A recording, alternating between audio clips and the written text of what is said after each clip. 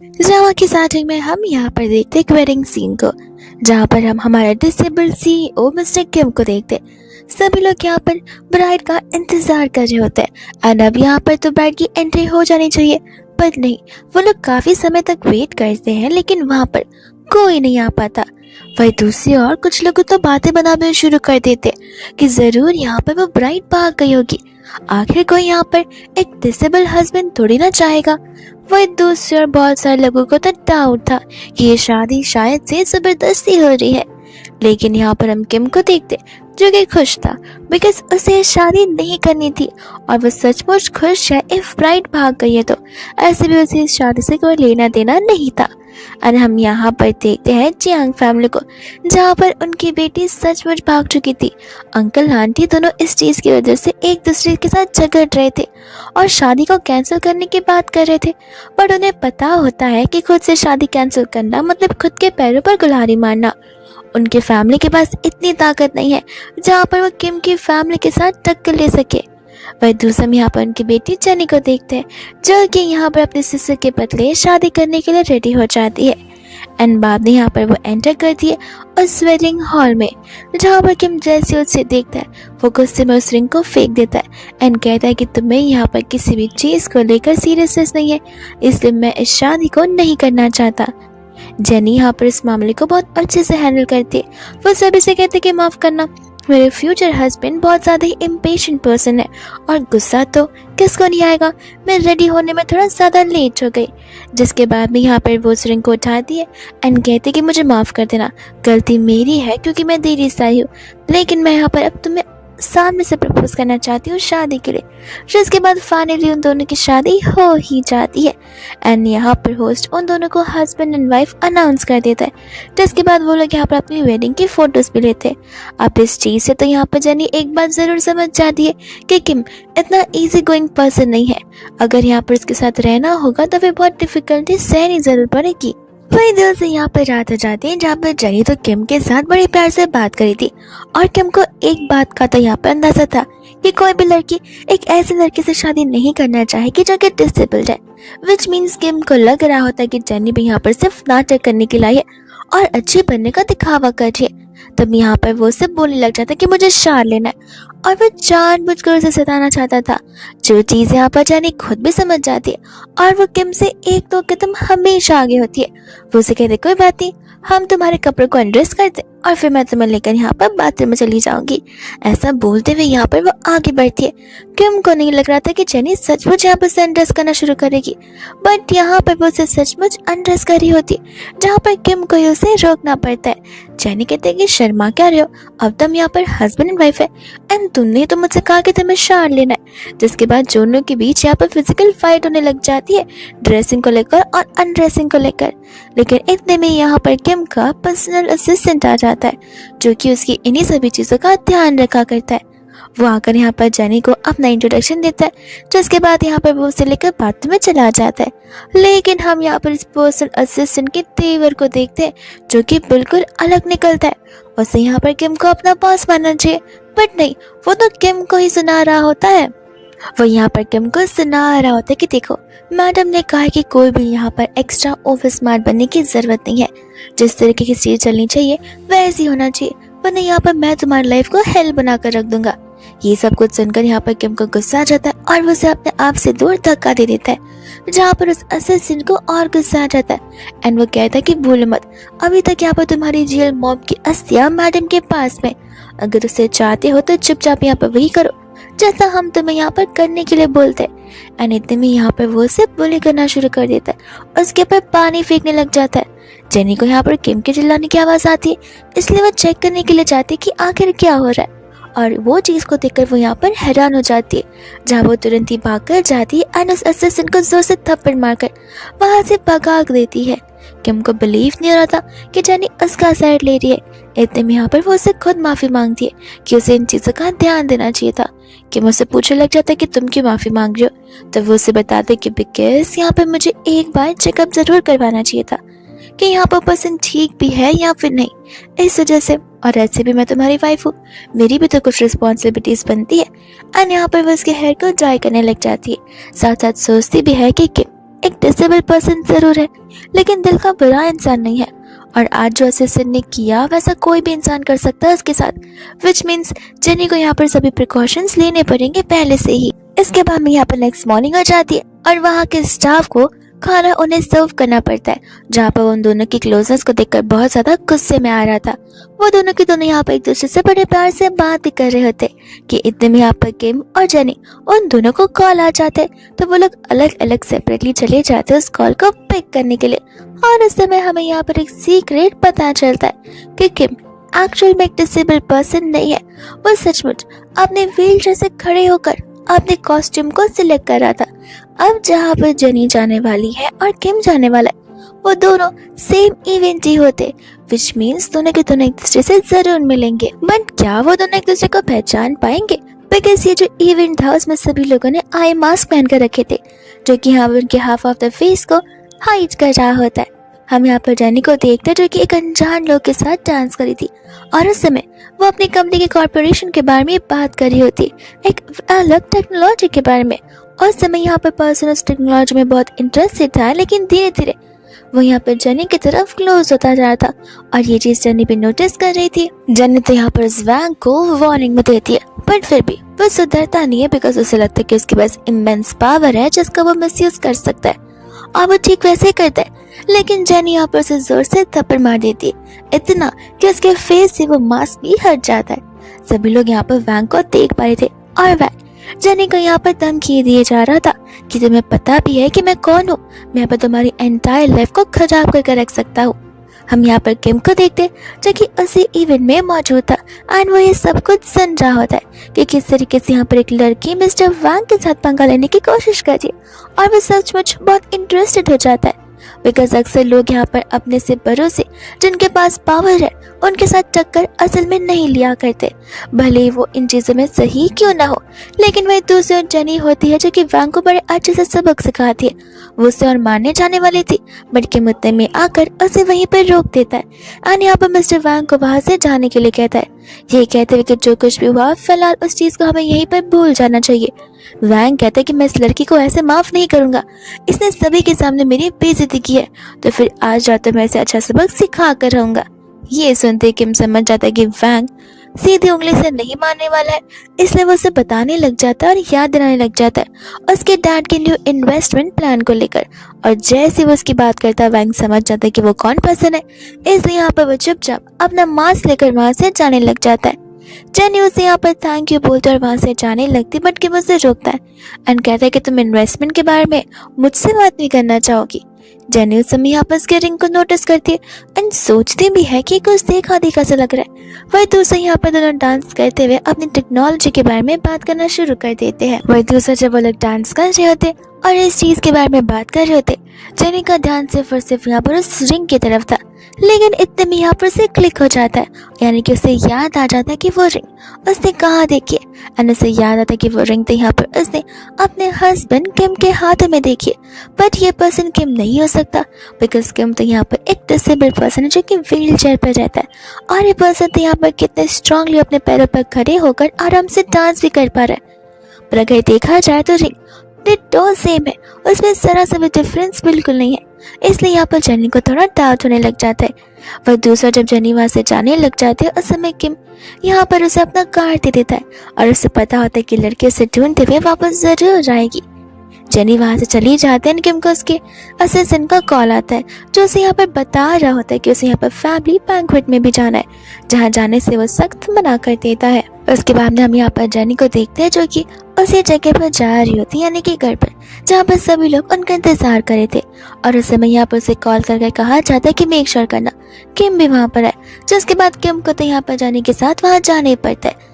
जैसे यहाँ पर किम की स्टेप मॉम किम को देखती है, वो गुस्से में आ जाती है, ये कहते हुए कि अगर ये इंसान आज जिंदा नहीं होता तो आज मेरा बेटा यहाँ पर जिंदा होता और इसे बस सब कुछ मिलता जो कुछ भी यहाँ पर डिजर्व करता है। और किम को भी ये बात बहुत अच्छे से पता है कि आखिर यहाँ पर उसकी स्टेप मॉम उससे कितना ज्यादा हेट करती, बिकॉज वो उसका दुगना उनसे भी हेट करता है। इतने में यहाँ पर आंटी बता रही होती और बड़े प्यार से किम से बात करती है, ये कहते हैं कि तुम्हारे डैड स्टडी रूम में तुम्हारा इंतजार कर रहे। किम जेनी से कहता है कि मैं जल्द वापस आऊंगा, तुम आराम से बैठकर इन सभी लोगों से बात करो। वो चला जाता है स्टडी रूम में एंड जैसे ही वहाँ वो पहुंचता है, वो नॉर्मली वॉक करके जा रहा था, विच मीन्स उसके डैड को भी यहाँ पर उसकी डिसेबिलिटी के नाटक के बारे में सब कुछ पता है। किम अपने डैड से मांगने लग जाता है अपनी मॉम की चीजें, और इसी बात को लेकर यहाँ पर अंकल का गुस्सा आता है कि तुम क्या सिर्फ इस घर पर यहाँ पर अपनी मॉम की चीजें वापस लेने के लिए आए हो एंड कुछ बातें नहीं करने के लिए। किम कहता है कि देखिए, आप ऐसे भी यहाँ पर बात करना डिजर्व करती नहीं है और मेरी मॉम की चीज़ों को छूना भी डिजर्व नहीं करते। जिसके बाद यहाँ पर वो ब्रेसलेट ले लेता है और व्हीलचेयर पर बैठ जाता है। वही दूसरी यहाँ पर रहती है जेनी की मदर-इन-लॉ, जो कि यहाँ पर उससे बड़ी प्यार से बात करती है, लेकिन यहाँ पर किम को लेकर बड़ी झूठी बात कर रही होती है, जो चीज़ यहाँ पर जेनी को समझ नहीं आती, बिकॉज किम तो उन्हीं का बेटा है, तो फिर वो अपने बेटे के बारे में ऐसी बातें कैसे कर सकती है। और उसे ये भी चीज़ रियलाइज होता है कि जब किम अंदर की ओर आया था, तब यहाँ पर उसके साथ उसकी मॉम का रिश्ता कुछ खास ठीक नहीं है, वैसा उनका रिश्ता था। इतने में यहाँ पर आंटी अपना ब्रेसलेट निकाल कर जेनी को दे रही होती है, ताना मारते हुए कि एक न एक दिन तो यहाँ पर तुम्हें किम को छोड़ना ही पड़ेगा। जेनी यहाँ पर ब्रेसलेट उन्हें वापस हटा देती है, ये कहते हुए कि ये ब्रेसलेट आपके लिए बहुत कीमती है, इसलिए मुझे इसकी ज़रूरत नहीं है। और ये बात किम की, तो वो मेरा हस्बैंड है जो कि मुझे अच्छे से ट्रीट करता है, तो आखिर मैं यहाँ पर उसे छोड़कर क्यों ही जाऊँगी। इतने में वो शांति से बैठते और आंटी को गुस्सा आता है, क्योंकि उन्हें लग रहा होता है कि जेनी कुछ नहीं बोलने वाली, पर इसकी ज़बान तो यहाँ पर बड़ी लंबी होती है, इस वजह से उन्हें गुस्सा आ रहा था। वही दूसरे यहाँ पर घर की आंटीज बैठी हुई थी, जो कि यहाँ पर जेनी पर कमेंट पास करना शुरू कर दी थी कि अपनी मदर इन लॉ का दिया हुआ गिफ्ट भी नहीं ले सकती। न जाने यहाँ पर आजकल के बच्चे को क्या हो गया, बड़ों की बात मानती नहीं है, अक्सर वही करते जो उनके मन में आता है और एकदम ही जिद्दी होते हैं। जेनी यहाँ पर बस सोच रही होती कि अभी अगर मैंने यहाँ पर इनके कपड़ों को देखकर टॉन्ट मार दूं तो इनका तो मुंह ही बन जाएगा। पर दूसरी यहाँ पर आंटी जेनी को वही समझाती कि देखो, तुमसे कपड़े तो संभली जाएगी नहीं, इससे अच्छा है कि घर बैठकर यहाँ पर काम धंधा सीख लो। घर के काम करोगे तो फिर नानी के भी पैसे बचेंगे, और हाँ, साथ साथ तुम जैसी लड़कियां कंपनी कैसे संभाल पाएंगे। तुम्हारा तो काम ही है घर को संभालना, बच्चे पैदा करना, उन्हें पालना पोसना। ये सब कुछ यहाँ पर किम आकर सुन रहा था कि किस तरीके से यहाँ पर वो सभी लोग जेनी को डिग्रेड करने की कोशिश कर रहे हैं। किम को यहाँ पर लगने लगता कि अब तो पक्का यहाँ पर जेनी घर पे रहना और नहीं चाहती होगी, बिकॉज ऐसे लोग जो घर पर है। इतने में यहाँ पर जेनी आंटी से माफी मांगती है कि उसने उन सभी लोगों को देखा और उन्हें ग्रीट भी नहीं किया, जो कि सच में डिसरिस्पेक्टफुल वाली बात है। ये सुनकर किम सोचने लग जाता है कि इतना जल्दी जेनी ने यहाँ पर हार मान लिया है, लेकिन ये तो जेनी है, इतने आसानी से हार बिल्कुल नहीं मानेगी। यहाँ पर वो आंटी से बताने लग जाती कि देखिए, बात तो आपकी सच है कि घर बैठकर यहाँ पर मुझे काम धंधा करना चाहिए, घर के काम सीखने चाहिए, क्योंकि आप लोग भी तो वही करते आ रही है। लेकिन आप लोगों को लगता है डिफरेंस नहीं पता कि घर की मेड में क्या डिफरेंस होता है और घर की वाइफ में क्या डिफरेंस होता है। घर की वाइफ का काम ये होता है कि वो घर का ध्यान रखे, उन्हें एक साथ जोड़कर रखे, ना कि यहाँ पर बर्तन घिसे, जो कि मेड का काम है। एंड आई थिंक आप लोगों की फैमिली ने आपको मेड बनाकर रखा है और इसे वाइफ का दर्जा दे दिया, इसलिए आप लोगों को अभी तक डिफरेंस समझ नहीं आया है। लेकिन कोई बात नहीं, इसमें आपकी गलती कहाँ है बेचारी, आप लोगों को ये सब कुछ सहना जो पड़ा होगा। और ऐसे भी लगता है आप यहाँ पर आप बोल रही है कि आपकी बेटी भी है जो कि 3 मेल मॉडल्स को एक साथ डेट कर रही है। आई डोंट थिंक सो कि आपको ये बात पता होगी, लेकिन मुझे भी नहीं बतानी चाहिए थी, बट वो क्या है, घर की बात है, इसलिए बस मैं आपको बता कर रख रही हूँ। ये सुनते यहाँ पर आंटी को गुस्सा आ जाता है, और इधर यहाँ पर मदर इन लॉ को भी, जो कि जेनी पर इसी बात को लेकर चिल्लाना शुरू कर देती है कि किसी के और के घर में क्या चल रहा है, इसे तुम्हारा क्या लेना देना है, और तुम यहाँ पर बड़े से ज़बान लड़ा रही हो, आखिर तुम कितने बदतमीज लड़की हो। जेनी को पता होता है कि जब वो यहाँ पर उसके पर्सनल लाइफ में इंटरफेयर कर सकती, तो जेनी उनके पर्सनल लाइफ में इंटरफेयर क्यों नहीं कर सकती। और ऐसे भी उसने सच ही तो कहा है, जिस कड़वे सच को सुनकर यहाँ पर सभी लोगों को इतनी मिर्ची लग रही है। एंड यहाँ पर जेनी की मदर इन लॉ कंटिन्यूसली उसे सुनाई जा रही थी कि उतने में वहाँ पर किम आ जाता है एंड कहने लग जाता है कि नहीं, तो मुझे नहीं लगता कि मेरी वाइफ यहाँ पर किसी से भी डिसरेस्पेक्टफुल हो रही है, जहाँ पर उसे किसी से भी माफ़ी मांगनी चाहिए। अगर वो माफ़ी मांगेगी भी तो उसके पहले ये इस आंटी को यहाँ पर जेनी से माफ़ी मांगनी होगी, बिकॉज शुरुआत तो यहाँ पर आंटी ने की थी। ऐसा बोलकर यहाँ पर वो जेनी को वो ब्रेसलेट बना रहा होता है, जो कि उसकी मॉम को बिलोंग करता है, और वो ब्रेसलेट देखते ही यहाँ पर उसकी स्टेप मॉम समझ जाती है कि ये कौन सा ब्रेसलेट है, इसलिए यहाँ पर उन्हें और गुस्सा आ जाता है। वही दूसरे यहाँ पर किम आंटी से कहने लग जाता है कि अगर आप यहाँ पर एक्सपेक्ट करती हैं कि कोई भी आपके फैमिली को लेकर कोई बातें ना करे, तो आपको भी क्यों यहाँ पर चुगलीबाजी करने किसी और की फैमिली को लेकर। और ऐसे भी आजकल का जमाना बदल गया है। मेरी वाइफ है जो कि यहाँ पर कंपनी का भी ध्यान रख लेगी और घर को एक साथ जोड़ कर भी रखेगी, बिकॉज मैं इस घर को अच्छे से देख पा रहा हूँ जहाँ पर कोई भी एक साथ तो है ही नहीं। विच मीन्स सही कहा है मेरी वाइफ ने कि आप लोगों ने यहाँ पर वाइफ वाले काम तो किए ही नहीं है, बस मेड वाले काम किए। ऐसा सुनकर आंटी को गुस्सा आता है, जहाँ पर वो किम को सुनाने वाली थी, बट यहाँ पर उसकी स्टेप मॉम उन्हें रोक देती है एंड जेनी को कुछ समय के लिए वहां से जाने के लिए कहती है। किम अपनी मॉम से बोलने लग जाता है कि अब तो जेनी चली गई और ऐसी कौन सी बात है जो कि आप जेनी के सामने नहीं कर सकती हैं। तब यहाँ पर आंटी किम के पास आती है एंड कहती है कि तुम्हें तो पता ही है कि तुम्हारी मॉम कितनी बड़ी पिच थी, तुम्हारी वजह से यहाँ पर मेरी बेटी की मौत हुई है और तुम्हें लगता है कि मैं हाथ पर हाथ धरे बैठी रहूंगी। देखना एक ना एक दिन तुम्हारी मॉम की सभी चीजों पर मेरा हक होगा, भले यहाँ पर वो कंपनी क्यों ना हो, ऐसे भी घर पर तो मैंने यहाँ पर काबू कर ही लिया। ऐसा बोलकर यहाँ पर उसकी मॉम के बारे में बुराई कर रही होती है, जहाँ किम को भी ये सभी चीजें ट्रिगर हो जाती है और वो यहाँ पर आंटी का गला ही दबाना शुरू कर देता है। आवाज को सुनकर जेनी दौड़ कर आती है, जिसके बाद में आंटी यहाँ पर जेनी से कहती कि देखा वो किस तरीके से व्हीलचेयर से खड़े हो पा रहा था। जेनी बोलती कि और क्या करेगा, अगर आप उसे मारोगी तो फिर डिफेंस मोड में यहाँ पर उसके एक्टिव सेल्स एक्टिव हो जाएंगे, इस वजह से ये सब कुछ हुआ है। दिखाई नहीं दे रहा कि वो बेचारा खड़ा भी नहीं हो पा रहा था, फिर भी अपने आप को डिफेंस करने की कोशिश कर रहा था। किम को रियलाइज होता है कि जेनी तो यहाँ पर उसी की मदद कर रही है, उसी का साइड ले रही है। जेनी आंटी से क्लियरली कह देती है कि आज का ये दिन यहाँ पर फैमिली का दिन था, जहाँ पर हम सभी को एक साथ बैठकर एक साथ बातें करनी थी, लेकिन आप लोगों तो सीधे मुंह बातें कर भी नहीं सकते, तो आई डोंट थिंक सो हमें यहाँ पर थोड़ी भी देर रुकना चाहिए, बिकॉज आप लोगों से ज्यादा हमारी सेल्फ रिस्पेक्ट है। ऐसा बोलकर वो किम को लेकर वहां से चली जाती है। वही दूसरा जब यहाँ पर वो लोग घर पर होते हैं, तब किम यहाँ पर उसी ब्रेसलेट को देखकर अपनी मॉम के बारे में सोच रहा था। साथ साथ उसे यहाँ पर एक और चीज का पता लगाना है, उस फायर के बारे में, जो फायर यहाँ पर सालों पहले हुआ था, जो कि अभी तक यहाँ पर उसकी चीज हिडन है। जेनी वहां पर आकर उससे कहने लग जाती है कि ये ब्रेसलेट तुम मुझे वापस भी दोगे या वापस अपने पास रख रहे हो। और यहाँ पर किम उसे वो ब्रेसलेट दे देता है, जहाँ पर उन दोनों की क्लोजनेस कुछ ज्यादा ही बढ़ जाती है, पर जेनी यहाँ पर खुद ब खुद पीछे हट जाती है। किम यहाँ पर उसका हेयर ड्राई करने में उसकी हेल्प करता है एंड पूछने लग जाता है कि आखिर तुमने आज मेरी यहाँ पर मदद क्यों की। जेनी बोलते कि अरे ऐसे कैसा सवाल है, तुम मेरे हस्बैंड जो, मैं तुम्हारी वाइफ, मेरा फर्ज बनता है कि मैं तुम्हारी हेल्प करूं और तुम मेरी, और मैंने वही किया जो कि ठीक मुझे लगा।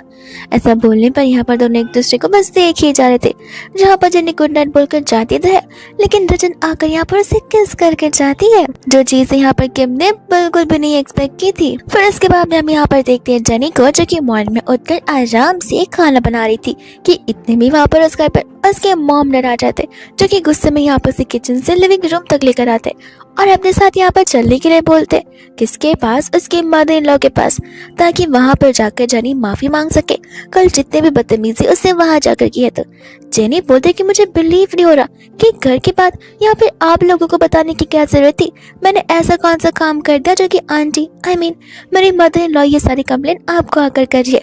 अंकल आंटी कहते कि देखो हम यहाँ पर मिसेस बाई को ऑफेंड नहीं कर सकते, इसे तुम्हें चलकर माफी मांगनी पड़ेगी, क्योंकि यहाँ पर वो लोग ऐसे भी मदर एंड सन है, आज ही तो कल उनका रिश्ता सॉल्व हो जाएगा और तुम तो यहाँ पर घर की डॉटर इन लॉ हो, हमेशा बाहर वाले की नजरों में ही रहोगी। ये सुनते ही यहाँ पर जेनी उनसे पूछने लग जाती कि क्या मैं एक सच बात पूछूं, कि सचमुच यहाँ पर मिसेस बाई का बेटा मिस्टर किम है या फिर कोई और। ये सुनते ही यहाँ पर आंटी कहने लग जाते कि देखो उनका सिर्फ एक ही बेटा है, अब वो किम नहीं होगा तो और कौन होगा, और तुम ऐसे क्वेश्चंस के ऊपर जा रहे हो। मनी मन जेनी सोचते कि नहीं तो सामने से लगता नहीं है कि वो उसकी मॉम है और वो उसका बेटा है, दुश्मन की तरह दोनों एक दूसरे के साथ बात करते हैं। अंकल कहते हैं ये सब कुछ छोड़ो, हमारे साथ चलो और उनसे माफी मांग लो, ऐसे भी तुम्हारी चीजों की वजह से हमें सब कुछ फेस करना पड़ रहा है, बेहतर होगा अगर अपनी गलतियों को कबूल कर लोगी। तो जेनी यहाँ पर कहने लग जाती है कि शादी के टाइम तो ये सब कुछ नहीं कहा, और ऐसे भी मेन शादी यहाँ पर मेरी सिस्टर के साथ होने वाली थी, अगर इतनी प्रॉब्लम है तो फिर जाकर सबसे पहले उससे ढूंढ कर दिखाओ, उससे इतनी बड़ी प्रॉब्लम क्रिएट की, बट आप लोगों ने ना उसे ढूंढा और ना ही कुछ उससे बोला, और इतनी सी बात के लिए आज आप लोग यहाँ पर मेरे पास आ गए हो।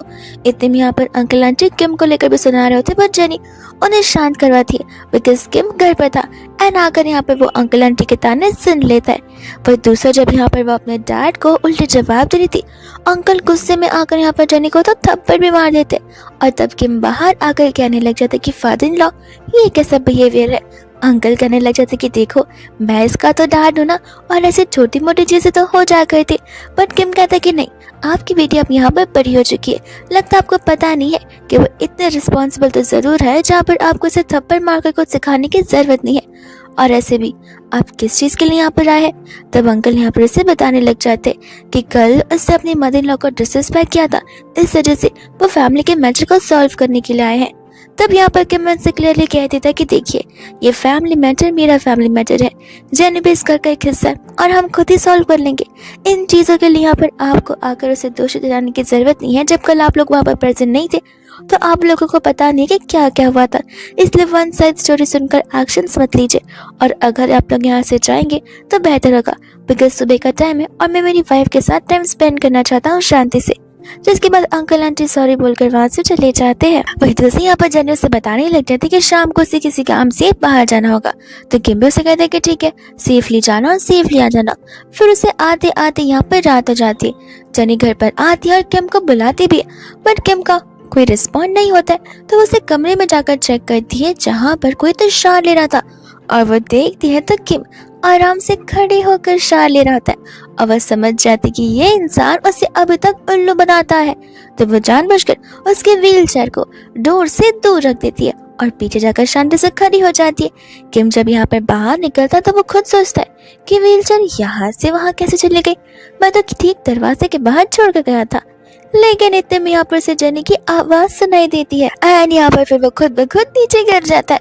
बोलता है कि देखो ना, न जाने मेरा व्हीलचेयर वहाँ पर कैसे चला गया, मुझे पैर में बहुत पेन हो रहा है, प्लीज मेरी मदद कर दो, मैं अंदर से क्रॉल करते करते बाहर आया हूँ। ये सुनकर जेनी समझ जाती है कि इसे पता ही नहीं कि मुझे सब कुछ पता चल गया। तो वो भी उसके साथ एक्ट करना शुरू करती है। वो उसे उठाने का नाटक करती है और उसे फिर से गिरा देती है जहाँ पर जेन्युइनली किम को हर्ट होता है। बट जेनी को क्या, वो तो एकदम परफेक्टली फाइन पर्सन है, तो फिर उसे चोट लगे ना लगे क्या ही फर्क पड़ता है। और वो यहाँ पर उसे कहने लग जाती है कि लगता है मेरा हाथ टूट चुका है। जिसके बाद उसे यहाँ पर पट्टी बांध कर रखनी पड़ती है। वो खाने की कोशिश करता है पर सूप को पी ही नहीं पा रहा था और उसे लगता है कि जेनी अब मेरे लिए बुरा फील करेगी और मुझे खिलाएगी भी अपने हाथों से। जहाँ पर ठीक वैसा ही होता है।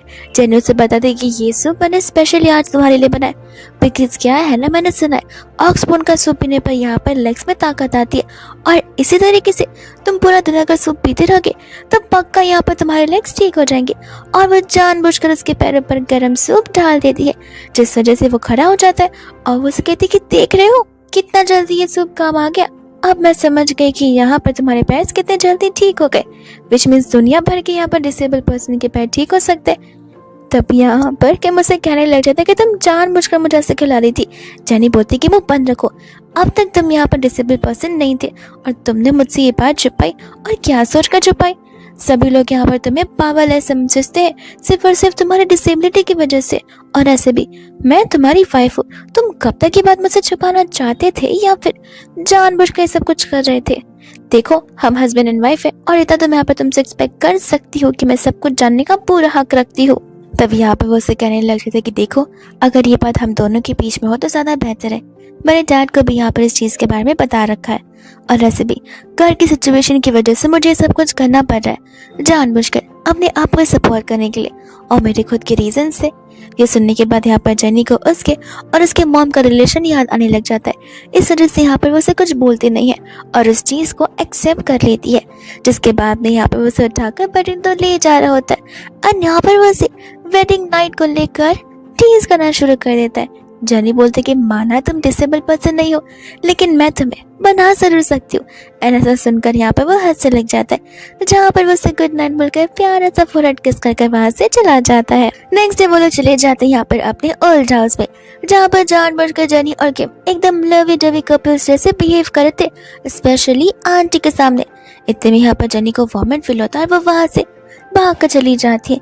एंड तब यहाँ पर किम भी उसके पीछे जाने वाला था, पर आंटी यहाँ पर किम से कहते कि भूलो मत कि तुम यहाँ पर डिसेबल पर्सन जैसे क्यों बिहेव कर रहे हो, क्योंकि तुम्हें यहाँ पर पुराने हिसाब जितने जो करने। और यहाँ पर आंटी ने उसे सब कुछ करने के लिए कहा है ताकि वर्ल्ड के सामने एक पावरलेस पर्सन बनकर रह जाए। जेनी यहाँ पर कहीं मिल नहीं रही होती, तब सभी लोग उसे ढूंढना शुरू कर देते।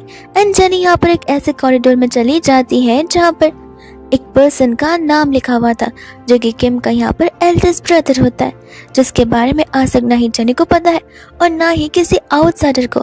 तब वहाँ पर वो आता है और उसे बताता है उसके एल्डर ब्रदर के बारे में, जहाँ पर कुछ बोलने से पहले वो बहुत ज्यादा ही इमोशनल हो जाता है। तब यहाँ पर वो अपने भाई की डेथ के बारे में उसे बताने लग जाता है। तब वो उसे पूछते कि था इस वजह से तुम्हारे पैर डिसेबल हो चुके थे। तब कि मुझसे बताते कि नहीं, वो ऐसे कभी नहीं थे।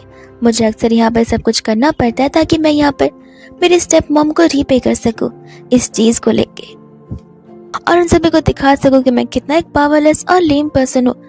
जहाँ पर जेनी को उसके लिए बहुत बुरा लगने लग जाता है बिकॉज यहाँ पे वो इतना नॉलेजेबल और स्किलफुल और टैलेंटेड पर्सन है और उसे घर वालों की वजह से ऐसे रहना पड़ जाए। पर उससे किम कहते हैं कि अब नहीं, तुम्हारे आने की वजह से मुझे यहाँ पर अपना रियल वर्थ समझ आया है। इस वजह से मैं यहाँ पर वो सभी चीजें करूंगा जो सब कुछ मैं यहाँ पर डिजर्व करता हूँ। एंड यहाँ पर वो जेनी को थैंक यू बोल रहा होता है। इतने भी वहाँ पर आंटी आ जाती है जो कि किम से कहती कि रेवा तुम तो ढंग से खड़े हो पा रहे हो। किम कहते कि हाँ, धीरे धीरे मेरे लेग्स हील हो चुके थे। जिसके बाद यहाँ पर जेनी को एक बार फिर से वॉमिट जैसा फील होता है और किम उसे उठाकर तुरंत ही वहां से ले चला जाता है। आंटी कहती भी है कि देखना, इस लड़की के साथ साथ जेनी मैं तुम्हें भी जिंदा नहीं छोड़ूंगी। घर पहुंचने बताया यहाँ पर किम जेनी की एकदम अच्छे से सेवा कर रहा होता है। जेनी बोलती है कि मेरे पास पीरियड्स ही आए, इतना ज्यादा तकलीफ लेने की जरूरत नहीं है। वो बोलता है कि अरे मैं तुम्हारा हस्बैंड जो मेरी पूरा रिस्पॉन्सिबिलिटी बनती है। वही दूसरे यहाँ पर किम जेनी से पूछने लग जाता है कि क्या तुम्हें यहाँ पर शादी से पहले पता था कि मैं यहाँ पर एक डिसेबल्ड पर्सन हूँ। तब वो उसे बताती कि हाँ पता तो था, पर तुम्हें पता है क्या, मेरी शादी यहाँ पर तुम्हारे साथ नहीं होने वाली थी। ये बात सुनकर यहाँ पर किम को कुछ समझ नहीं आता। तब जेनी उसे बताती कि एक्चुअली यहाँ पर किम की शादी होने वाली थी उसकी सिस्टर से। ये सुनने पर यहाँ पर उसे जेनी के लिए बहुत बुरा लगने लग जाता है बिकॉज बिना कुछ जाने अचानक से यहाँ पर शादी करने के लिए बहुत हिम्मत चाहिए रहती है। जेनी यहाँ पर फिर उसे शांत करवाती है, जिसके बाद में उसे समझाती कि कोई बात नहीं, ऐसे भी मैंने घर वालों से एस्केप करने के लिए उस शादी को किया था और हाँ मैं भी तुम्हें यहाँ पर तुम्हारी पावर का अंदाजा देना चाहती थी। फिर दूसरे यहाँ पर दोनों का रोमांटिक सेशन शुरू हो जाता है और उस समय यहाँ पर वो किस धीरे धीरे मेकअप में बदल रही थी। बट इतने में यहाँ पर किम के डैड का कॉल उसे आता है जो कि गुस्से में उसे घर बुला रहे थे, जहाँ किम जाने से सख्त मना कर देता है। और वो पहली बार था जब उससे अपने डैड को किसी चीज को लेकर यहाँ पर डिनाई किया था। एंड वो सेशन आगे कंटिन्यू होता जाता है। रात को जब यहाँ पर लोग डिनर कर रहे थे, जेनी को उतने में यहाँ पर टेक्स्ट आ जाता है उसकी असिस्टेंट का, जो कि उसे बता रही होती कि उसकी डैड यहाँ पर उस टेक्नोलॉजी को किसी और कंपनी में शिफ्ट कर रहे और उनके साथ ट्रीट कर रहे, जो कि यहाँ पर जेनी बिल्कुल नहीं चाहती थी।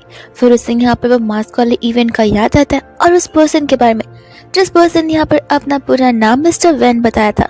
तब यहाँ पर वो उस इंसान को टेक्स्ट करने लग जाती जो टेक्स्ट यहाँ पर किम को आ रहे थे। किम टेक्स्ट को देखता है एंड यहाँ पर उसे कॉफी शॉप पर दोपहर के 3 बजे बुला लेता है मिलने के लिए और बात करने के लिए। जब यहाँ पर वो उस कैफे में पहुंचता है, वो जेनी को नोटिस करता है और तब उससे पता चलता है कि वो पर्सन जेनी है जो कि उस टेक्नोलॉजी को लेकर इतना ज्यादा सफर करती आ रही है। फिर वो जान लेता है कि वो उसकी हेल्प जरूर करेगा। यहाँ पर किम को कॉल आ जाता है घर से, जहाँ पर उसे जाना पड़ता है बिकॉज उसके डैड यहाँ पर बीमार जो हो चुके थे। एंड यहाँ पर अंकल ने जानबूझकर अपनी इलनेस का बहाना दिया था ताकि वो किम को एक डिस्कशन के लिए बुला सके। अब आंटी को इस बात की भनक लग जाती है कि आधी रात को उनके हस्बैंड ने किम को बुलाया हुआ है, जिसके बाद में यहाँ पर वो उनके लिए मेडिकल वाला सूप लेकर चली जाती है, जिसे देखकर अंकल यहाँ पर से उसे जाने के लिए कहते हैं, जहाँ पर आंटी को तो जाने का मन बिल्कुल नहीं था बिकॉज वो उन दोनों के बीच की हो रही कॉन्वर्सेशन को सुनना जो चाहती थी। इतने में यहाँ पर बाहर जाने के बाद भी वो कान लगाकर उन दोनों की बातों को सुन रही होती है। एंड अंकल ने यहाँ पर स्पेशली किम को इसलिए बुलाया था बिकॉज वो चाहते थे कि वेस्टर्न कंपनीज का इनहेरिटेंस यहाँ पर किम खुद ले ले। ये सुनने के बाद यहाँ पर किम को कुछ समझ नहीं आता। अंकल कहते कि देखो, ऐसे भी यहाँ पर मेरा एल्डेस्ट सन अब जिंदा नहीं है, जिसके बाद हक यहाँ पर तुम्हारा बनता है जो कि तुम्हें मिलना चाहिए। इसलिए मैं यहाँ पर चाहता हूँ कि ईस्टर्न साइड की चीजें यहाँ पर तुम अपने हवाले में कर दो। ये सुनने पर आंटी को यहाँ पर गुस्सा आ जाता है एंड यहाँ पर किम उनके सामने एक डिमांड रखता है कि अब जब यहाँ पर वो उन चीजों का इनहेरिटेंस लेने वाला है तो फिर वो एक पावरफुल पर्सन रहना चाहिए। सभी लोग यहाँ पर उससे उतना रिस्पेक्ट करने चाहिए जिस चीज के लिए उसकी बॉडी परफेक्टली फाइन होनी चाहिए, विच मीन्स अब वो सभी के सामने यहाँ पर विदाउट व्हील चेयर एंटर करेगा, जिस चीज के लिए अंकल यहाँ पर हाँ भी कह देते। और आंटी को यहाँ पर गुस्सा आ जाता है कि मेरे बेटे को जान से मारने के बाद ये इंसान के चैन की लाइफ कैसे जी सकता है। पर उतने में वहाँ पर जेनी आ जाती है और आंटी से पूछती कि इतनी रात को आप इस दरवाजे के बाहर कान लगा कर क्यों खड़ी है। जिसके बाद में यहाँ पर के माँ का दरवाजे को खोल देता है और उसे समझ जाता है कि अब तक तो यहाँ पर ये आंटी यहाँ से कहीं बिल्कुल भी नहीं थी। वही दूसरा बाद में यहाँ पर तो वो जेनी को अंदर लेता है और दरवाजे को तो आंटी के लिए बंद कर देता है, जिसके बाद बेचारी आंटी को वहां से जाना ही पड़ता है। वही दूसरे यहाँ पर जेनी अंकल के लिए ढेर सारे गिफ्ट्स भी लेकर आई थी। अब वो अंकल से कहने लगे थे कि देखिए मेरे हस्बैंड को यहाँ पर ज्यादा ओवरवर्क मत करवाइए वरना वो घर आना ही बंद कर देगा। अंकल भी यहाँ पर जेनी की बात को सुनकर खुश हो जाते हैं और हंसने लगते हैं। वही दूसरा हमें एक चीज रियलाइज होती है कि अंकल तो जेनी और किम के रिश्ते से एकदम सेटिस्फाइड थे। उन्हें कोई प्रॉब्लम ना ही किम से थी और ना ही जेनी से। और यहाँ पर वो दोनों चले जाते एक इवेंट में, जिस इवेंट में हम यहाँ पर वायलिनिस्ट को देखते हैं जो कि वायलिन प्ले कर रही होती है और समय यहाँ पर उसके वायलिन की एक स्ट्रिंग निकल जाती है और ये वायलिन यहाँ पर उन्हीं लोगों ने उसे प्ले करने के लिए दिया हुआ था।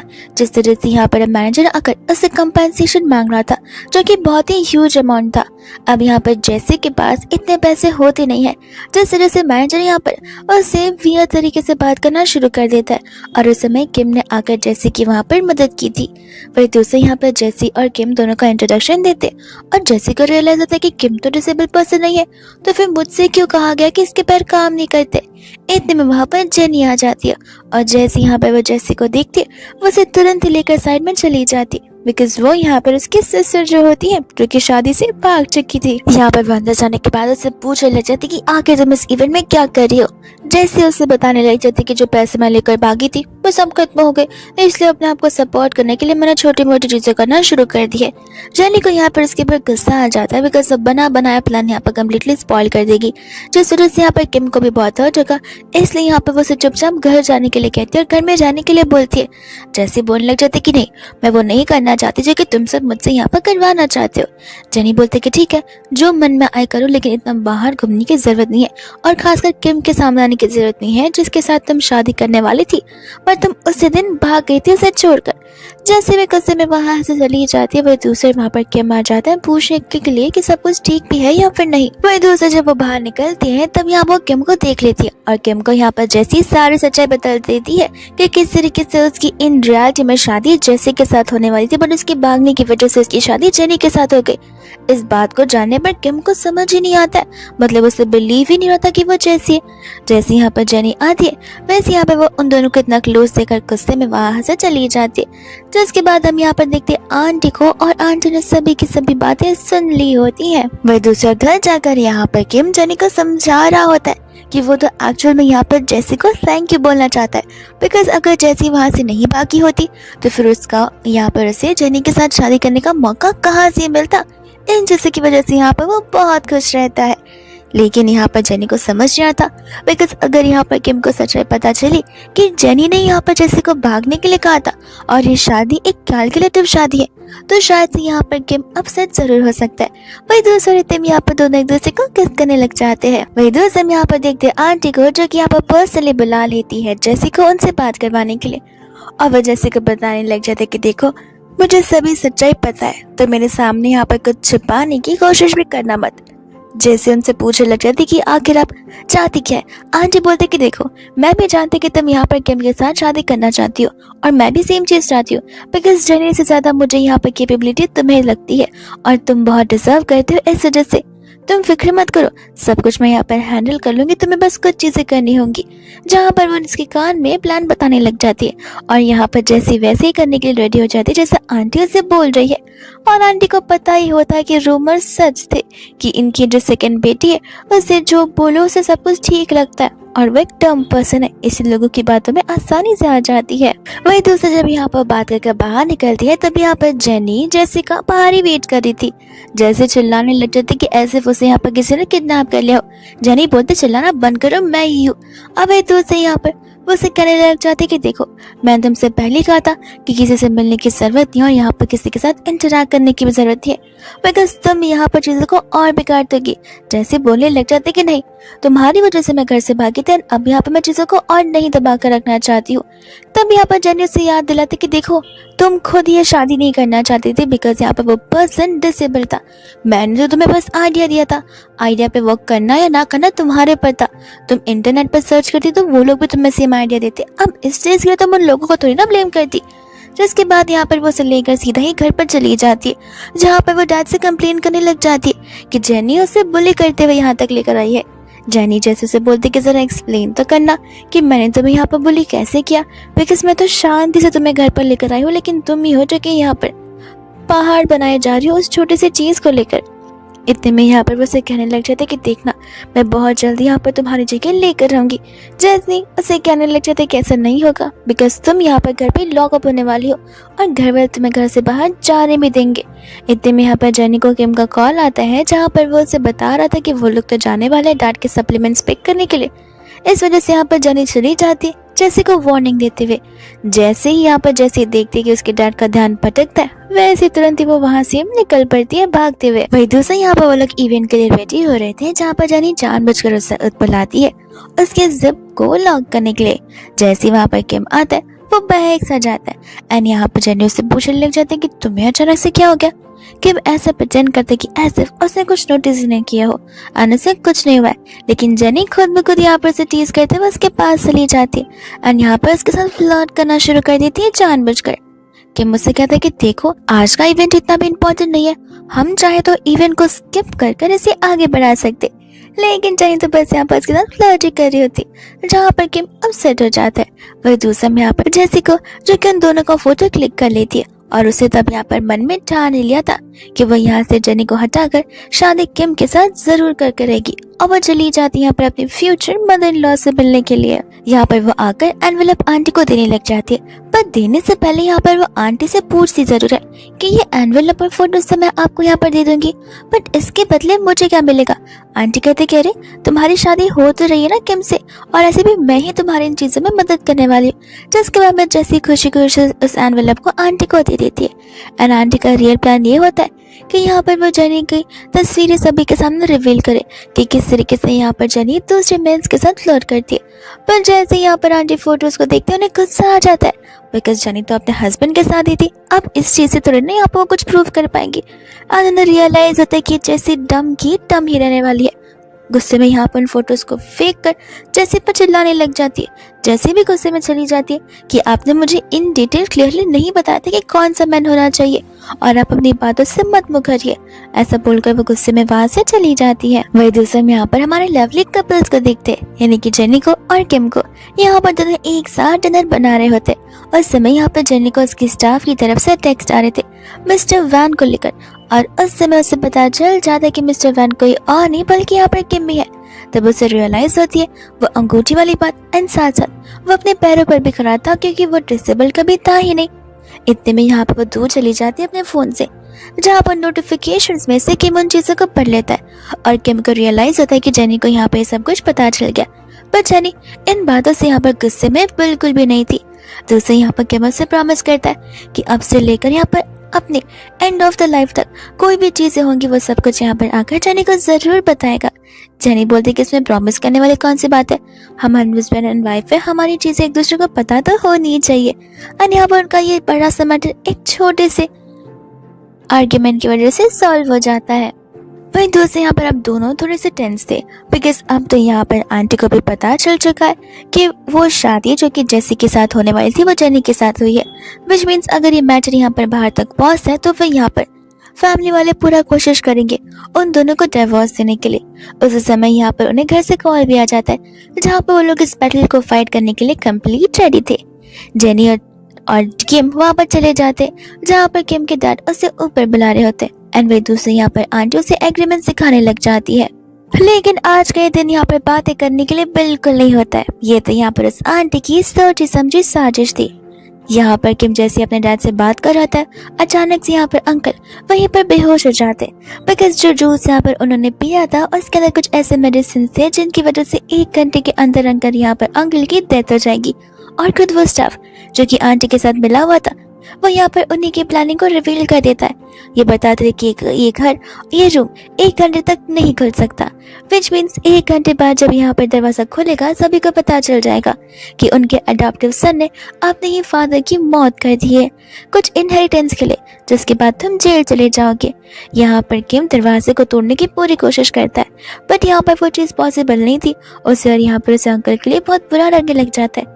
लेकिन यहाँ पर जोर जोर से चिल्लाने लग जाता है और तब जेनी वहाँ पर आती है जहाँ पर वो स्टाफ उससे वो कीज देने से साफ मना कर देता है, लेकिन वो उसके साथ लड़ती है और उस कीज से दरवाजे को तुरंत ही खोलती है, जहाँ पर नर्स भी आ जाती है और अंकल को तुरंत ही यहाँ पर इमरजेंसी वार्ड में हॉस्पिटल में ले जाया है। आंटी यहाँ पर हॉस्पिटल में किम के ऊपर ब्लेम कर रही होती है। किम कहते कि मेरा मुंह मत खुलवाइए, मैं अभी भी यहाँ पर सभी के सामने प्रूव कर सकता कि आखिर कौन उन्हें हार्म करने की कोशिश करना चाहता था। इतने में यहाँ पर ऑपरेशन घर पे हो जाता है, जहाँ पर किम अपने डैड से मिलना चाहता था, पर गार्ड्स वहाँ पर सामने आ जाते हैं जो कि उसे अंदर की ओर जाने नहीं देते। और उसी समय यहाँ पर आंटी बोलने लग जाते कि तुम्हारे डैड को रेस्ट की जरूरत है, इसलिए अंदर मत जा। पर जेनी यहाँ पर चेक करना चाहती थी कि सब कुछ ठीक भी है या फिर आंटी ने फिर से कुछ ना कुछ कर रखा है, इसलिए जानबूझ कर यहाँ पर चिल्ला चिल्ला कर बात करते और ऐसा प्रेटेंड करते कि एज इफ यहाँ पर एक वाइफ अपने हस्बैंड को हार्म करना चाहती है। एंड आंटी को यहाँ पर उन्हें परमिशन देनी पड़ती है अंकल को देखने के लिए। तब यहाँ पर किम बहुत ज्यादा नर्वस हो जाता है। वो लोग सोचने लग जाते कि अब वो लोग आखिर यहाँ पर क्या करेंगे।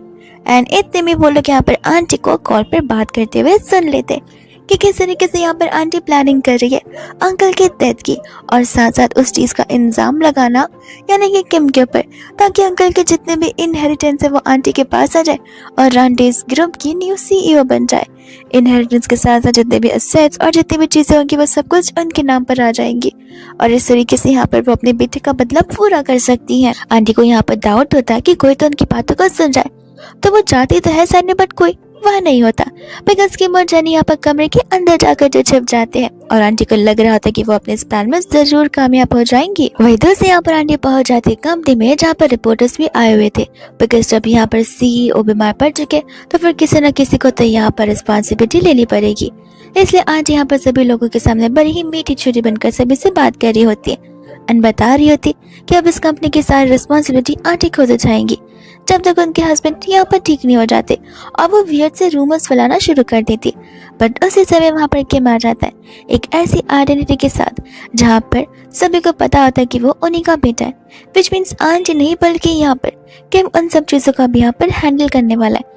यहाँ पर क्योंकि रिपोर्टर्स होते इस तरह से आंटी यहाँ पर ज़्यादा कुछ बोल भी नहीं पाती।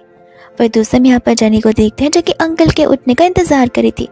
अंकल जैसे उठते हैं यहाँ पर जेनी को देखकर गुस्से में आ जाते एंड जेनी यहाँ पर उन्हें शांति से वो वॉइस रिकॉर्डिंग सुनाती है जो कि आंटी यहाँ पर कॉल पर किसी से बात करी थी। वो सब कुछ सुनने के बाद यहाँ पर अंकल हैरान हो जाते, उन्हें रियलाइज होता है कि सिर्फ उस आंटी की वजह से यहाँ पर किम ने बचपन से लेकर अब तक क्या कुछ नहीं सहा है, अपनी मॉम की डेथ का दर्द भी। तभी यहाँ पर वो उसे बता देती कि किम की मॉम के एशेस कहाँ पर है, जो कि वो इतने सालों से बस पाना चाह रहा था, बट आज तक उसकी आंटी ने उसे कभी नहीं दिया। यहाँ पर जेनी उस चीज को मॉडल करने लग जाती और उसकी प्रेयर करती। जिस समय किम आता तो उसे सब कुछ पता चल ही जाता है एंड यहाँ पर वो डैनी को थैंक यू बोलते हुए उसे हक करने लगता है। वही दूसरे यहाँ पर किम कंपनी में चला जाता है सभी के सामने सबूत लेकर कि वो कभी यहाँ पर डिसेबल पर्सन था ही नहीं और उसकी मेंटल स्टेट भी यहाँ पर परफेक्टली फाइन है, बिकॉज आज यहाँ पर ये प्रूव करना चाहते कि किम अपनी प्रॉपर मेंटल स्टेट पर नहीं है, इस वजह से वो कंपनी को नहीं हैंडल कर सकता।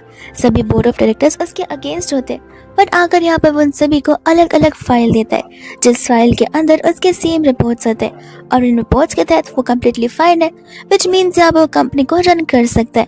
आंटी का ये प्लान भी वहीं पर फ्लॉप हो जाता है जहाँ पर वो गुस्से में वहां से चली जाती है। जिसके बाद में हम यहाँ पर देखते हैं जेनी को जो कि शॉपिंग करके पार्किंग लॉट में थी और उस समय वहाँ पर किडनैपर आकर उसे किडनैप कर जाता है। जेनी तो उसे यहाँ पर डबल ट्रिपल पैसा देने के लिए रेडी भी थी, बट यहाँ पर उसकी आंखों पर पट्टी बांधकर उसे ले चला जाता है। जेनी को यहाँ पर एक स्मेल आती है परफ्यूम की, जो परफ्यूम यहाँ पर उसे पता है कि कौन यूजुअली लगाता है, और फिर उसे किडनैप कर घर पर रख दिया जाता है। किम को यहाँ पर जैसे पता चलता है वो तुरंत ही यहाँ पर घर आ जाता है एंड उस समय यहाँ पर किम आकर अपनी आंट से रिक्वेस्ट करता है, यानी कि अपनी स्टेप मॉम से जेनी को छोड़ने के लिए, बिकॉज उनकी मेन दुश्मनी यहाँ पर किम के साथ जो है। तब उस समय यहाँ पर वो उसे बताने लग जाते कि तुम्हें पता भी है कि यहाँ पर मेरे बेटे की मौत कैसे हुई है, और हाँ साथ ही साथ तुम्हारी मॉम की, जहाँ पर वो उस दिन के बारे में बताने लग जाती है जिस दिन उस घर में आग लगी हुई थी एंड आंटी ने वो आग लगाई थी। क्यों? बिकॉज यहाँ पर वो किम को और उसकी मॉम को मारना चाहती थी, बट उसे कभी नहीं पता था कि किम तो घर के अंदर था ही नहीं, वो गार्डन एरिया में था और उस समय उनका बेटा वहाँ पर था, जिसे बचाने के लिए यहाँ पर उसकी मॉम ही अंदर गई थी और उस वजह से उन दोनों की डेथ हो चुकी थी, जिस चीज़ को अभी भी यहाँ पर एक एक्सीडेंट माना जाता है ये सब कुछ जानने के बाद किम यहाँ पर कम्प्लीटली हैरान हो जाता है। वही दूसरी यहाँ पर आंटी उन दोनों को अपने बॉडीगार्ड से पकड़वा लेती है एंड कहते हैं कि आज से यहाँ पर तुम दोनों में से कोई भी जिंदा बचकर नहीं जा सकता है। हस्बैंड एंड वाइफ के बीच के अफेयर को हम यहाँ पर बता देंगे, जिस वजह से यहाँ पर तुम दोनों ने एक दूसरे की जान ले ली और इसके बाद में न्यूज़ एक रूमर्स की तरफ फैल जाएगा। फिर कोई भी यहाँ पर किसी को भी शक कुछ नहीं होगा। आंटी यहाँ पर उन्हें मारने वाले होते कि इतने में पुलिस का सायरन उन्हें सुनाई देने लग जाता है। उन्हें कुछ समझ नहीं आता और वो गुस्से में अपना नंबर 1 टारगेट यहाँ पर जेनी को बनाती है। बट यहाँ पर जेनी के सामने खुद किम आ जाता है, वो चाकू यहाँ पर उसे लग जाती है। उसके बाद में यहाँ पर जेनी एकदम से घबरा जाती, वो किम को आंखें खोल कर रखने के लिए कहती जब तक एम्बुलेंस नहीं आ जाता। बट यहाँ पर फाइनली अपनी आंखों को बंद कर देता है, लेकिन यहाँ पर वो सेव हो जाता है। अब बस इंतजार था उसके होश पाने का। जैसे वो धीरे धीरे होश में आने लग जाता है, जेनी यहाँ पर उसे पकड़कर मारना शुरू कर देती है और उसके इस बिहेवियर के लिए, बिकॉज वो सिचुएशन इतनी सीरियस है कि उसकी जान भी जा सकती थी। कि मुझसे कहता है कि तुम्हें लगता नहीं कि मैं अभी यहाँ पर बिस्तर पर हूँ हॉस्पिटल के और तुम मुझे मारे जा रही हो। एंड जेनी यहाँ पर फिर उसे सॉरी बोलने लग जाती है कि मुझसे कह रहा होता कि मैं तुम्हें लव इतना ज्यादा करता हूँ, जहाँ पर मैं चाहता कि अगर मेरी जान में चली जाए तो भी मुझे यहाँ पर कोई फर्क नहीं पड़ता, बिकॉज तुम अपनी लाइफ को अच्छे से जी जो पाओगी। दोनों यहाँ पर एक दूसरे को किस करने वाले थे, पर उतने में वहाँ पर जेनी आ जाती है, जो कि उन दोनों की किस को इंटरप्ट कर देती है और चिल्लाने लग जाते कि आखिर तुम दोनों ये क्या कर रहे हो। अनागर यहाँ पर वो किम के लिए लंच लेकर आई थी और वो उसे बताने लग जाते कि मैंने अपने हाथों से यहाँ पर स्पेशली तुम्हारे लिए लंच बनाया। अब जेनी उसे क्या ही समझाए कि वो कितना भी कोशिश क्यों ना कर ले कि मैं उसके साथ शादी क्यों ही करेगा। तभी यहाँ पर जैसे उसे वापस सेम स्टोरी बता रही होती है, किम कहता है कि देखो मुझे पता है, बट तुम्हें ये भी पता होना चाहिए कि मैं वापस से डिसेबल पर्सन बन चुका हूँ, मेरे पैरों ने काम करना बंद कर दिया। एंड जैसी को यहाँ पर उसके इस बात पर बिलीव बिल्कुल नहीं था, वो उसे कहने लग जाते कि लेकिन वो सब कुछ सुबह से रूमर्स था और तुम्हारे पैर भी तो फाइन थे, तो वो वापस से कैसे बिगड़ सकते। मैं समझ रही हूँ तुम मुझे ये सब कुछ जेनी की वजह से बोल रहे हो। तब कि मुझसे कहता है कि देखो ठीक है, अब मैं तुम्हें अच्छे से समझा रहा हूँ तो अच्छे से समझ लो। यहाँ पर अगर मैं किसी पर्सन से लव करता हूँ तो वो तुम्हारी एल्डर सिस्टर जेनी है, जहाँ पर मैं उसके साथ इस शादी में बहुत खुश हूँ। माना कि यहाँ पर तुम शादी से भाग गई थी, इस वजह से जेनी को मेरे साथ शादी करनी पड़ी, लेकिन उस चीज के लिए मैं तुम्हें थाम के बोलना चाहता था क्योंकि तुम भाग जो गई थी और उस भागने की वजह से मुझे यहाँ पर जेनी के साथ शादी करने का मौका मिला था। इस वजह से मैं यहाँ पर अभी भी प्रेजेंट में भी उसके साथ खुश हूँ और फ्यूचर में भी खुश रहूंगा ही। इसलिए यहाँ पर तुम ट्राई करना बंद कर लो। और हाँ, यहाँ पर तो ढेर सारे मेन हैं जो कि तुम्हें डिजर्व करते, तुम जाकर उनमें से किसी को चुन लो। गुस्से में वहां से टीसी चली जाती है, लेकिन इसके बाद यहाँ पर वो वापस आ जाते जहाँ वो कहते कि नहीं मैं कहीं नहीं जाने वाली, मैं यहीं पर रुकूंगी। इस बार अब यहाँ पर जेनी को मैदान में उतरना पड़ता है और जैसे कि कान खींचे लग जाती है एंड कहते कि बदतमीजी करना बंद करो और तुम बच्चों वाली हरकतें कर रही हो, ये सब कुछ कर तुम्हें कुछ नहीं मिलेगा। इनफैक्ट इन द एंड तुम यहाँ पर हर्ट हो जाओगी, तुम्हारा टाइम वेस्ट खुद ब खुद वेस्ट हो जाएगा। इसके बाद में तो यहाँ पर उसे वहां से जाना ही पड़ता है। जेनी यहाँ पर किम के बहुत क्लोज हो जाती है और इतने में यहाँ पर किम को बैक में पेन होने लग जाता है, जहाँ पर चिल्ला चिल्ला कर डॉक्टर्स को बुलाती है। किम तो बस यहाँ पर एक्टिंग करता है, जहाँ पर ये एक्टिंग जेनी पर बहुत भारी गिरती है। वह दूसरे डॉक्टर्स बताने लग जाते हैं कि वो 2-3 दिनों में यहाँ से डिस्चार्ज हो सकता है, जहाँ डिस्चार्ज होने के बाद वो लोग एक साथ अपने घर पर आ जाते हैं। जिसके बाद जब वो लोग यहाँ पर घर पर आते तब किम मुझसे बताने लग जाता है एक सरप्राइज के बारे में, क्योंकि यहाँ पर उनकी वेडिंग एक बहुत ही अनइवन सिचुएशन के टाइम पे हुई थी। इस वजह से किम चाहता है कि इस बार यहाँ पर वो दोनों शादी एक साथ एकदम प्रॉपर्ली वेडिंग रिचुअल के साथ करे, जिस चीज के लिए तो यहाँ पर खुद जेनी भी हाँ बोलने लग जाती है। एंड फाइनली यहाँ पर हम उनके वेडिंग सीन को देखते हैं, जहाँ पर सब कुछ ठीक ही चल रहा था, पर उतने में वहाँ पर एक न्यू कैरेक्टर आ जाता है जिसका नाम यहाँ पर कुशन होता है। कुशन यहाँ पर आकर जेनी से कहने लग जाते कि तुम्हें मैं याद नहीं हूँ। जेनी बोलती कि देखो माफ करना, तुम वेडिंग में मैंने तुम्हें इनवाइट नहीं किया, इस वजह से तुम वेडिंग के बीच में ऑब्स्ट्रक्शन नहीं डाल सकते, अब भी गेस्ट बनकर बैठ सकते हो। कुशन कहते कि नहीं ये शादी नहीं हो सकती है। एंड तब यहाँ पर वो सभी को बताने लग जाता है कि किस तरीके से उसकी और जेनी की शादी ऑलरेडी यहाँ पर पहले से फिक्स हो चुकी थी, जिसका कार्ड भी उन्हें बताता है। और सभी लोग यहाँ पर जेनी को एक फ्रॉड बनाने लग जाते हैं, व्हिच मींस जेनी का ऑलरेडी एक फियांसे था, बट फिर भी यहाँ पर जेनी ये शादी कर रही होती है। ये सब कुछ जानने के बाद जेनी को खुद यहाँ पर कुछ समझ नहीं आ रहा था। फिर उसे पता चलता है कि जस्ट बिकॉज यहाँ पर जेसी की शादी फिक्स हो चुकी थी, उसके घर वालों ने भी ये शादी फिक्स करा रही थी, इतने में यहाँ पर आ जाते हैं किम के डैड, जहाँ पर किम के डैड के सामने गुशन का कोई मुंह खोल ही नहीं पाता है। अनस के डैड उसे याद दिला रहे होते कि जस्ट बिकॉज तुम्हारे यहाँ पर रिसेंटली ब्रेकअप हुआ इसका मतलब ये नहीं कि तुम यहाँ पर आकर मेरी बेटी की शादी को खराब करोगे। एंड तब यहाँ पर वो गुशन के बारे में सभी को बताने लग जाता है। गुशन को जब यहाँ पर सारी सच्चाई का पता चलता है वो खुद माफी मांगकर वहां से जाने लग जाता है। एंड हम यहाँ पर देखते हैं जहाँ पर सभी लोग बहुत खुश थे कि मिस्टर किम की वेडिंग को सेलिब्रेट करने के लिए उसके डैड वहाँ पर खुद आए हुए हैं। जिसके बाद में यहाँ पर उस प्रीवियस वेडिंग की तरह जिस तरीके से यहाँ पर जेनी ने नील डाउन कर उसे प्रपोज किया था, इस बार किम यहाँ पर नील डाउन होता है और उसे यहाँ पर शादी के लिए प्रपोज करता है, जहाँ पर जेनी से हाँ बोल देती है और वो दोनों अब यहाँ पर फाइनली कंप्लीट रिचुअल के साथ शादी कर लेते और इसी के साथ यहाँ पर ये ड्रामा यहीं पर खत्म हो जाता है।